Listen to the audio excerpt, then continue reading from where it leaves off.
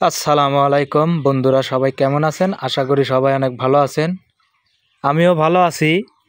আর খুব একটা বেশি ভালো নয়, কারণ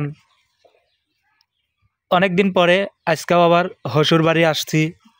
আসার পরে আমার দাদি শাশুড়ি অসুস্থ, এই জন্য দাদি শাশুড়িকে দেখাইতে পারতেছি না। মানে জানি না আল্লাহ তাআলা তাকে এইভাবে কতদিন রাখবে। তো আপনার ভাবি আমার দাদি শাশুড়ির কাছে বসে আছে।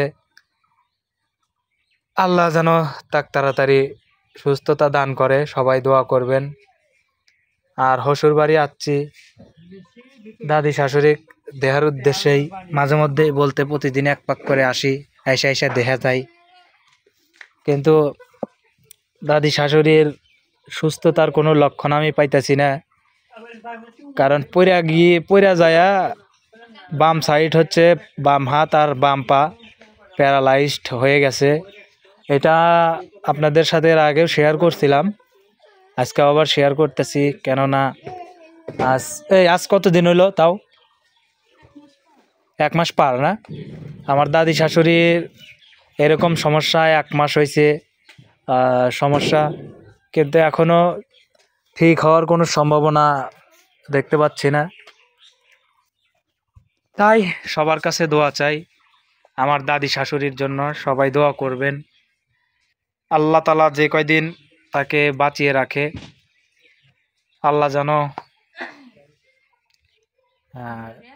ইমানের সাথে তাকে নিয়ে যায়।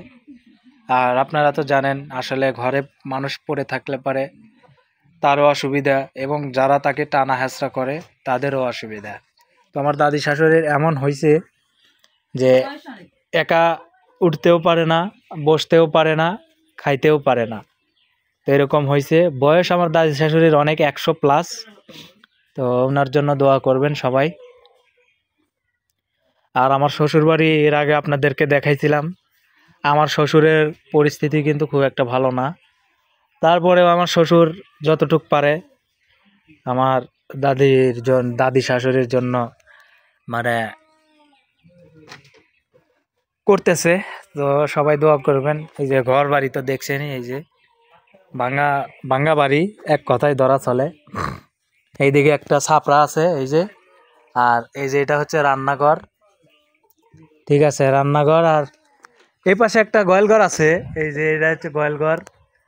আর গরু আছে এই যে মোরা 3টো, এই পর্যন্তই হচ্ছে চালান, তাছাড়া তেমন কিছু নাই।